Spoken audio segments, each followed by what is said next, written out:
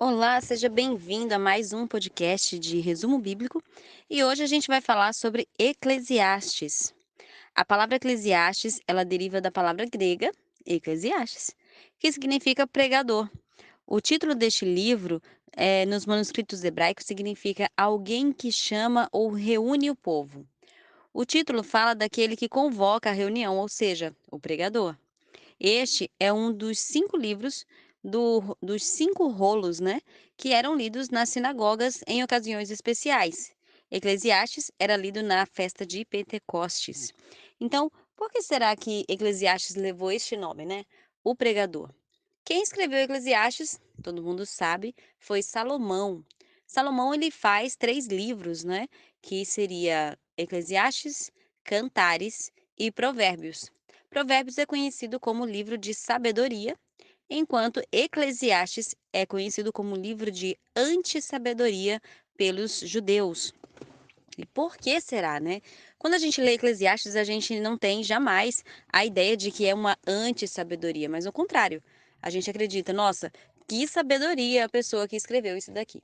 Mas olha que interessante, se você fizer a leitura de Provérbios, você vai entender que Salomão era jovem e trazia uma palavra de esperança, né?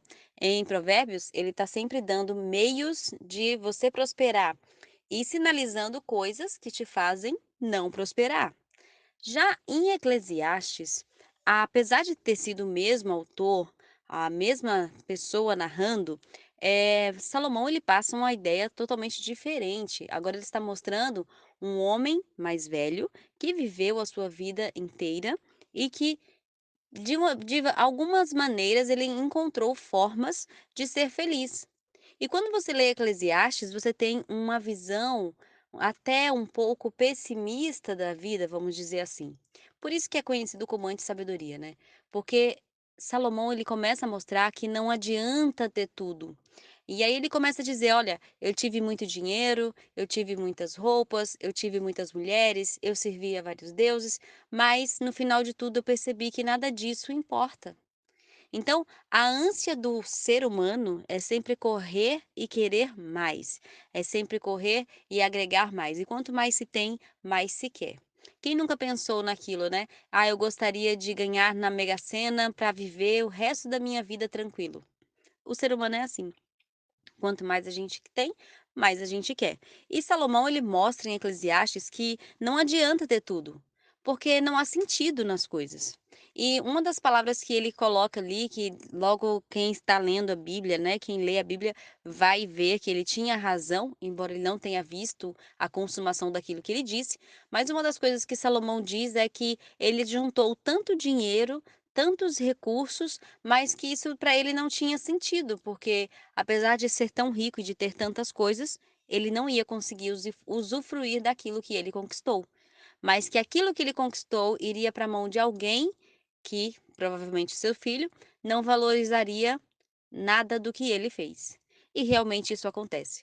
Quando você vai ler a história de Salomão, você vai ver que após a sua morte, a primeira coisa que seu filho faz é perder grande parte do seu reino. Ou seja, tudo aquilo que ele construiu foi indo de água por água abaixo nas mãos de uma pessoa que não valorizava aquilo que Salomão fez. Então, Eclesiastes ele é conhecido como um livro anti-sabedoria, exatamente porque Salomão ele começa a mostrar os caminhos que ele percorreu e a prosperidade que ele alcançou, portanto, aquilo tudo que ele alcançou não tinha sentido. Salomão é o escritor desse livro e isso o próprio escritor informa. Ele escreve este livro provavelmente no final da sua vida e tem o principal intuito de advertir os jovens a viver no temor do Senhor e não de acordo com a sabedoria humana. Conhecido por sua grande sabedoria, o rei Salomão, que é o terceiro rei de Israel, ele foi reconhecido até mesmo por seu pai, o grande rei Davi, antes mesmo de receber do Senhor a dobrada porção de sabedoria. Isso você vai ver lá em 1 Reis 2:6, quando antes de morrer o rei Davi passa algumas instruções e diz: "Conforme a tua sabedoria. Faça conforme a tua sabedoria." Bom, Salomão é um rei extraordinário que teve uma trajetória perfeita E perfeita no sentido de prosperidade, de aceitação. A Bíblia diz que as pessoas pagavam para ouvir Salomão falar. Ele transformou o palácio de Israel, ele padronizou até a indumentária, né, uniformes. As pessoas se vestiam de uma forma, bonita, né, isso a rainha de Sabá informa pra gente na Bíblia. Então foi um homem notável que em sua época e depois dela, né, ele conquistou muitos corações por sua sabedoria, porém era um homem fadado também ao pecado. E o seu pecado foi casar, né, com mais de 300 mulheres e ter mais de 700 concubinas, né? Ao todo ele tinha em torno de 1000 mulheres. E ele pecou mais ainda quando ele decide levantar um altar para cada deus de cada mulher. E fazendo dessa forma, ele cometeu o que a gente chama de adultério, né? Ele abandona o seu Deus e vai atrás de outros deuses, mas no final de sua vida, ele retorna para Deus. Ele se arrepende e aí ele pega toda essa experiência que ele viveu e começa a mostrar em Eclesiastes. Por isso que existe esse título, né? Eclesiastes, o pregador. Ele convoca as pessoas agora, ele chama a atenção do seu público para entender: olha, não existe sentido na vida se você não temer o Senhor. O temor do Senhor é o princípio da sabedoria.